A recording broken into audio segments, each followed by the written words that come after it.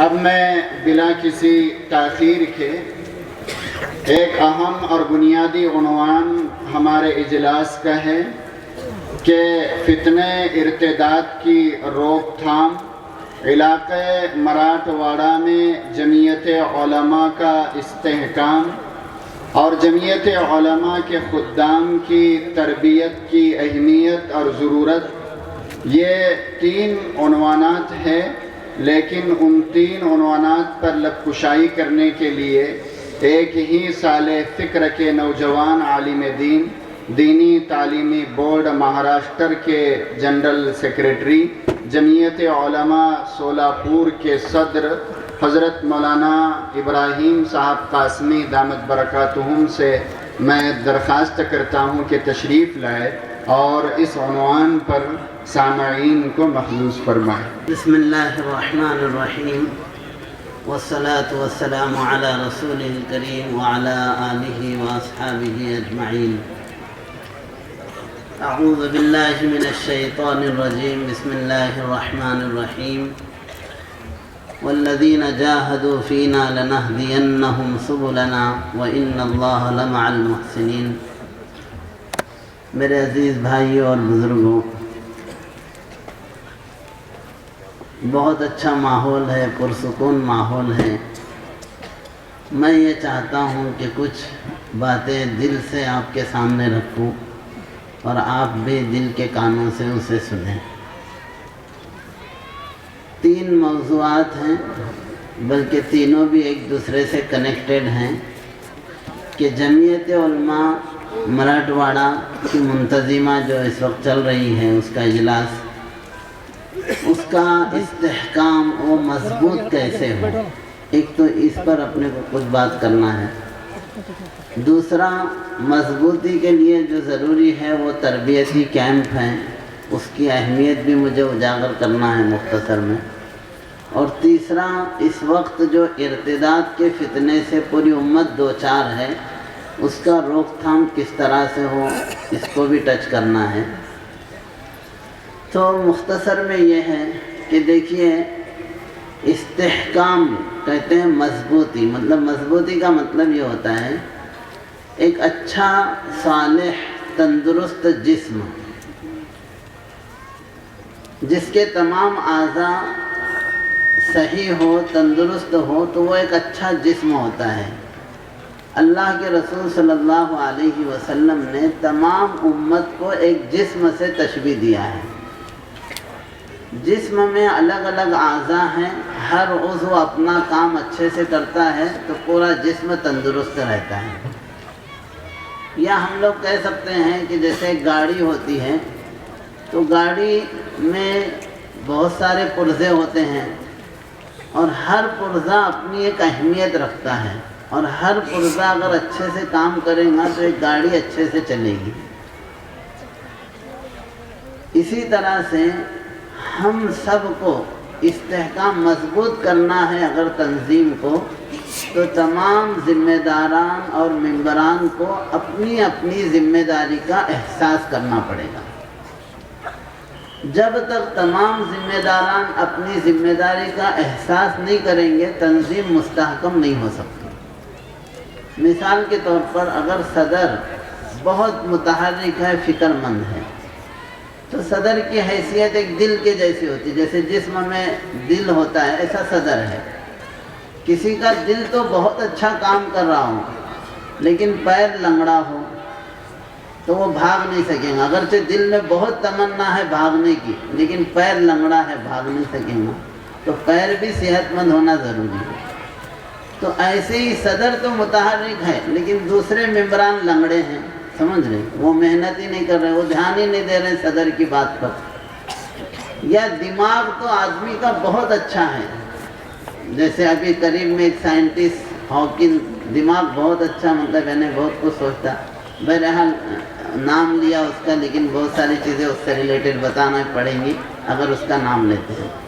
بہرحال خیر وہ موضوع رہنے دیجیے، میں بتانا یہ چاہ رہا تھا کہ دماغ اچھے سے کام کر رہا ہو لیکن یہ ہے کہ جسم ساتھ نہ دے رہا ہو تو آدمی کچھ نہیں کر پاتا ہے۔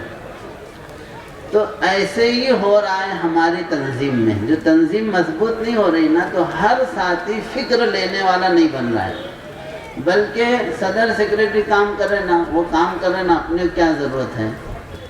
بلکہ ہمارے ممبران پروگرام میں بھی ایسے وقت پہنچتے ہیں کہ دوسرے جو کوئی تعلق نہیں وہ پہلے پہنچتے ہیں، یہ دیر سے پہنچتے ہیں.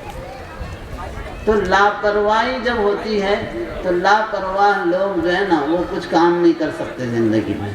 اس لیے 90% ممبران لاپرواہی کی طرف کا شکار ہیں. تو بس میں اس سلسلے میں ایک ہی بات کہوں گا کہ ہر آدمی، ہر ممبر اگر اپنے آپ میں 2 باتیں پیدا کرے: احساس خودی، احساس ذمہ داری. احساس خودی یہ کہ اللہ تعالیٰ نے اس کو جس مقام دیا ہے کہ ممبر بنایا ہے، ذمہ دار بنایا ہے، اس کا احساس پیدا کرے، اور اس کے احساس کے بعد اپنی ذمہ داری کا احساس پیدا کرے. تو احساس خودی، احساس ذمہ داری اگر ہر ممبر کے اندر آ جائے گی تو انشاءاللہ. اب میں آخری میں خلاصے کے طور پہ کہتا ہوں، افراد کا زیادہ ہونا کوئی ضروری نہیں ہے. جتنے افراد ہیں ان کا جو ہے احساس ذمہ داری لینا ضروری ہے. جیسے صحابہ کرام میں آپ صلی اللہ علیہ وسلم بدر پہ نکلے ہیں جب باہر، تو بہت تھوڑے تھے، 313 تھے، اور جنگ کا بھی کوئی ارادہ نہیں تھا، کوئی پروگرام نہیں تھا، بس ایسے ہی نکلے تھے قافلے کے لیے، اور اچانک جنگ آ گئی سر پہ. آپ صحابہ سے پوچھ رہے ہیں بتاؤ کیا کرنا ہے، کیا کریں گے. سامنے تو پورا لشکر آ گیا ہے 1000 کا، اور جو ہے مسلح لشکر ہے. ان کے پاس تو کچھ بھی نہیں تھا، 2 گھوڑے، 8 زرہیں تھی، 70 اونٹ تھے، یعنی سواری بھی برابر نہیں تھی نہ ہتھیار تھے. تو اس وقت اللہ کے رسول پوچھ رہے تھے، تو حضرت سعد ابن معاذ اٹھے اور کہا اللہ کے رسول، ہم حضرت موسیٰ کی قوم کی طرح نہیں ہیں کہ یہ بولیں گے کہ تم اور تمہارا خدا جا کے لڑو بول کے.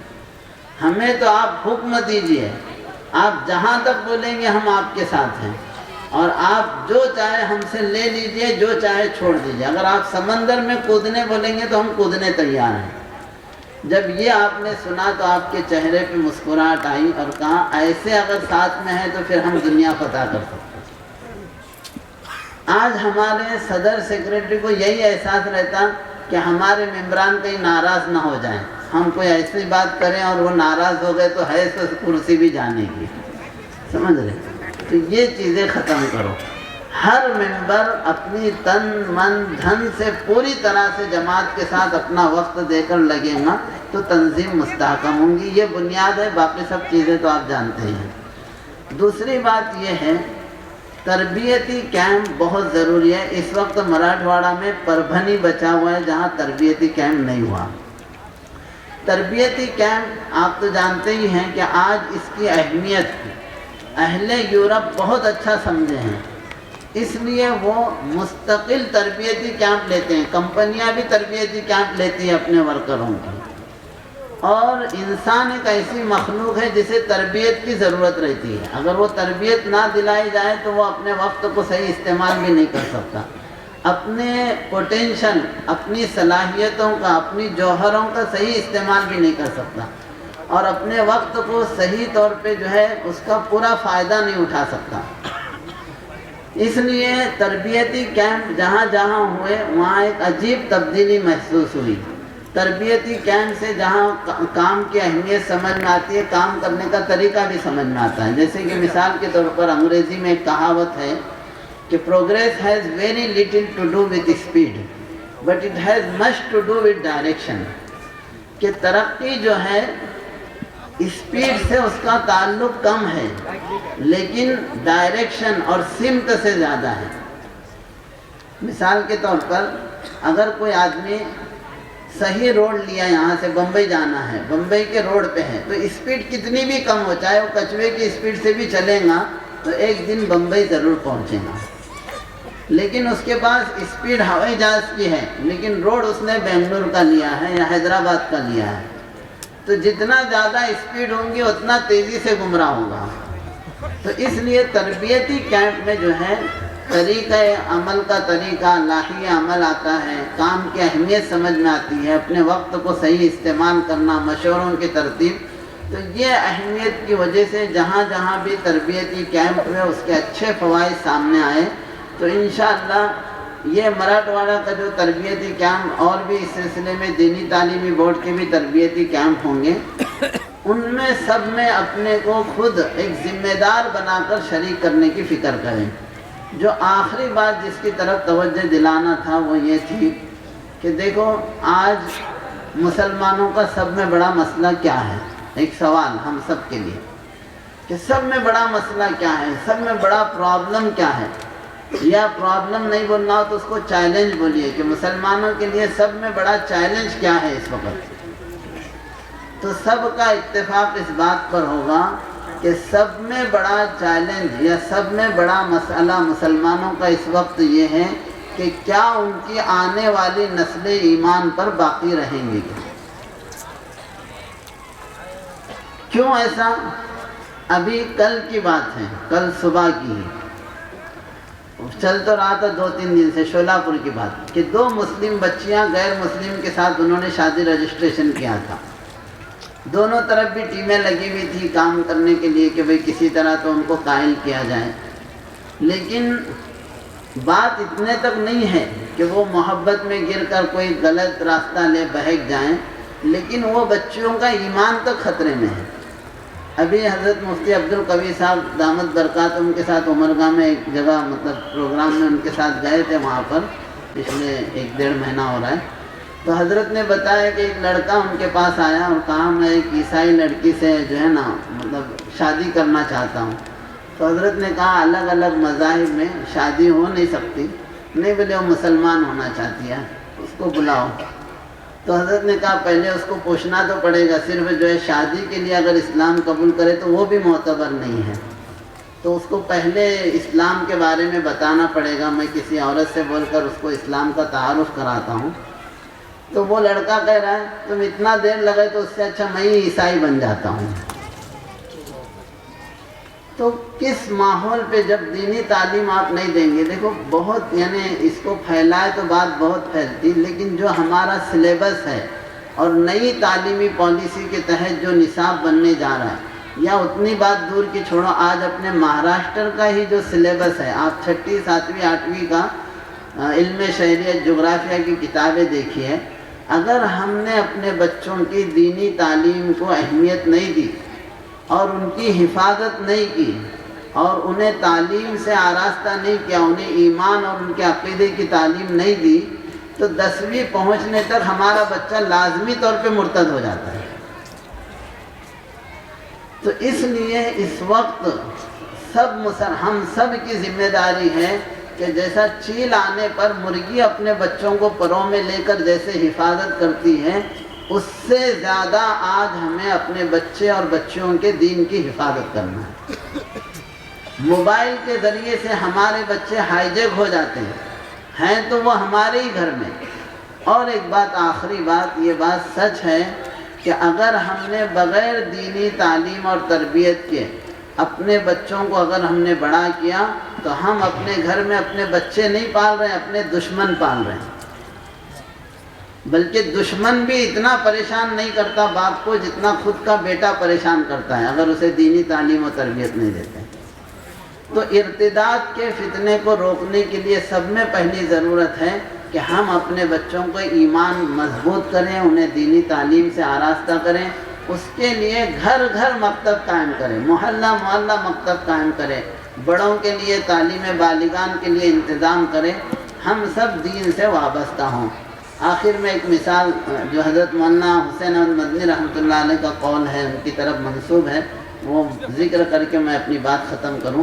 حضرت مولانا حسین احمد مدنی رحمۃ اللہ علیہ کہتے تھے، لوگ کہتے ہیں ہم اسلام کی حفاظت کریں گے، اسلام کی حفاظت کریں گے، تو وہ کہتے تھے کہ اسلام کوئی مورتی نہیں ہے کہ آپ چاروں طرف سے کھڑے ہو کر سیکیورٹی گارڈ بن کے اس کی حفاظت کریں گے۔ تو اسلام کوئی مورتی نہیں ہے، اگر اسلام کی حفاظت کرنا ہے تو اس کی تعلیمات کو اپنی زندگی میں اتارو، تمہاری بھی حفاظت ہو جائیں گی، اسلام کی بھی حفاظت ہو جائے گی۔ تو آج اگر ہم جیسے حجاب کے بارے میں بھی اگر واقعی مقابلہ کرنا ہے تو اپنے بچیوں کو، اپنی ماؤں بہنوں کو حجاب کو کھڑا کرو، ان کی زندگی میں اتارو، تو کوئی دشمن کی سازش کامیاب نہیں ہوں گی. اس لیے اس کی طرف بھی ہم خصوصی توجہ دیں. اللہ ہم سب کو عمل کی توفیق عطا فرمائے.